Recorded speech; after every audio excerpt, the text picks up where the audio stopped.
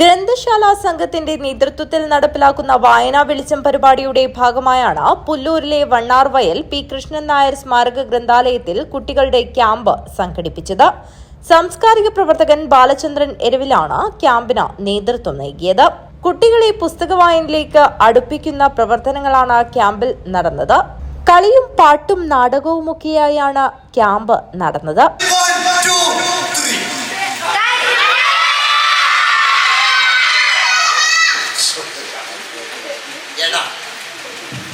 ഞാൻ കേട്ടത്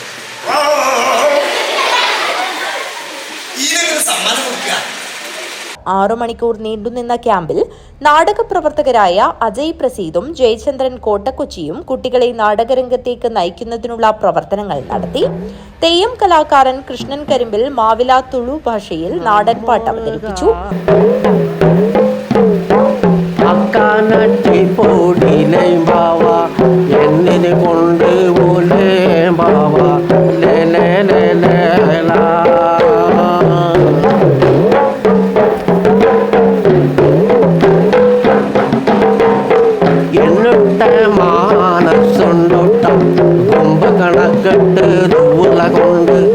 ഗ്രന്ഥശാല സംഘം താലൂക്ക് യൂണിയൻ എക്സിക്യൂട്ടീവ് അംഗം സുനിൽ പട്ടേന ക്യാമ്പ് ഉദ്ഘാടനം ചെയ്തു.